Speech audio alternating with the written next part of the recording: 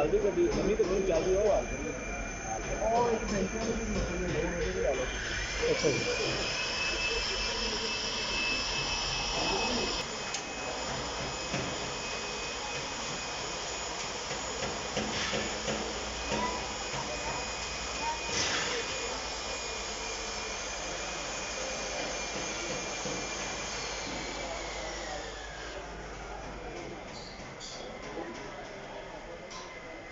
sir जी यह frame ਇਹਦਾ बहुत लंबा हैगा सी ਇਹਦੇ वजह तो ਅਸੀਂ ਇਹਨੂੰ ਕੱਟ ਕੇ ਛੋਟਾ ਕੀਤਾ ਵਾ ਤੇ ਫਿਰ ਬੰਪਰ ਲਾਇਆ ਵਾ ਕਿਉਂਕਿ ਜਿੰਨਾ ਵੀਲ ਫੇਸ ਅੱਗੇ ਹੋਏਗਾ ਉਹਦੀ ਵਜ੍ਹਾ ਤੋਂ ਇਹ ਵਜ਼ਨ ਬਰਦਾਸ਼ਤ ਕਰ ਸਕੇਗਾ ਇਸ ਵਜ੍ਹਾ ਤੋਂ ਅਸੀਂ ਆ ਫਰੇਮ ਥੋੜਾ ਕਟਿਆ ਵਾ ਕੱਟ ਕੇ ਤੇ ਆ ਬੰਪਰ ਲਾਇਆ ਵਾ ਉਸ ਤੋਂ ਬਾਅਦ ਥੱਲੇ ਲਾਈਟਿੰਗ ਲਾਈ ਆ ਕਿਉਂਕਿ ਕੰਪਨੀ ਨਹੀਂ ਦੇ ਰਹੀ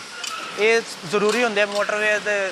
ਹਿਸਾਬ ਨਾਲ ਇਹ ਲਾਣੀਆਂ ਚਾਹੀਦੀਆਂ ਲਾਈਟਾਂ ਉਸ ਤੋਂ ਬਾਅਦ ਇਹ ਜਿਹੜੀ ਚੈਨ ਕੁੱਪੀ ਲਾਈ ਹੈ ਟਾਇਰ ਚੱਕਣ ਵਾਸਤੇ ਇਹ ਵੀ ਬਹੁਤ ਹਲਕੀ ਉਹਨਾਂ ਲਾਈ ਇਹ ਵੀ ਸਾਨੂੰ ਚੇਂਜ ਕਰਨੀ ਪੈਂਦੀ ਆ ਜੇ ਅਗਰ ਅਸੀਂ ਚੇਂਜ ਨਾ ਕਰੀਏ ਸਾਡਾ ਟਾਇਰ ਕਿੱਥੇ ਵੀ ਗਿਰ ਸਕਦਾ ਉਸ ਤੋਂ ਬਾਅਦ ਸਰ ਜੀ ਅੱਗੇ ਆ ਜਾਓ ਤੁਸੀਂ ਇਹ ਥੱਲੇ ਅਸੀਂ ਪੱਟੀ ਲਾਈ ਹੈ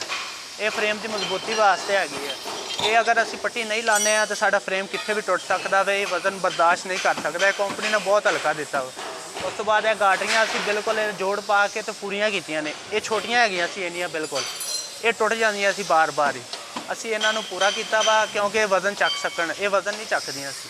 ਉਸ ਤੋਂ ਬਾਅਦ ਅਸੀਂ ਫਰੇਮ ਡਬਲ ਕੀਤਾ ਸਾਰਾ ਜੀ ਇਹ ਕਮਾਨੀਆਂ ਹੈਗੀਆਂ ਨੇ ਇਹਨਾਂ ਵਿੱਚ ਪਟੇ ਬਹੁਤ ਕਮ ਹੈਗੇ ਸੀ ਇਹ ਅਸੀਂ ਆਪਣੇ ਹਿਸਾਬ ਨਾਲ ਪਟੇ ਜ਼ਿਆਦਾ ਕੀਤੇ ਨੇ ਕਿਉਂਕਿ ਵਜ਼ਨ ਚੱਕ ਸਕਣ ਤੇ ਸਾਨੂੰ ਕੋਈ ਟੈਨਸ਼ਨ ਬਾਅਦ 'ਚ ਨਾ ਆਵੇ ਕਿਉਂਕਿ ਇਹਨਾਂ ਦੇ ਬੜੇ ਕਲੇਮ ਆਏ ਨੇ ਸਾਨੂੰ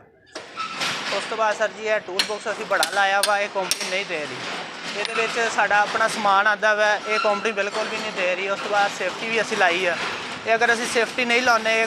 ਤੇ ਸਾਡੇ ਬਹੁਤ ਮਸਲੇ ਹੁੰਦੇ ਨੇ ਉਸ ਤੋਂ ਬਾਅਦ ਸਰ ਜੀ ਵੀਲ ਕਾਬਲੇ ਵੀ ਚੇਂਜ ਕਰਨੇ ਪੈਂਦੇ ਨੇ ਇਹ ਜਿਹੜੇ ਕਾਬਲੇ ਹੈਗੇ ਨੇ ਇਹ ਨਹੀਂ ਕੰਮ ਦਿੰਦੇ ਉਸ ਤੋਂ ਬਾਅਦ ਇਹ ਟਾਇਰ ਵੀ ਨਹੀਂ ਕੰਮ ਦਿੰਦੇ ਸਾਨੂੰ ਇਹ ਟਾਇਰ ਅਸੀਂ ਵਜ਼ਨ ਦੇ ਹਿਸਾਬ ਨਾਲ ਸਾਨੂੰ ਚੇਂਜ ਕਰਨੇ ਪੈਂਦੇ ਨੇ ਬੜੇ ਪਾਣੇ ਪੈਂਦੇ ਕਿਉਂਕਿ ਵਜ਼ਨ ਬਰਦਾਸ਼ਤ ਕਰ ਸਕੇ ਇਸ ਲਈ ਤੇ ਉਹ ਬਿਲਕੁਲ ਨਵਾਂ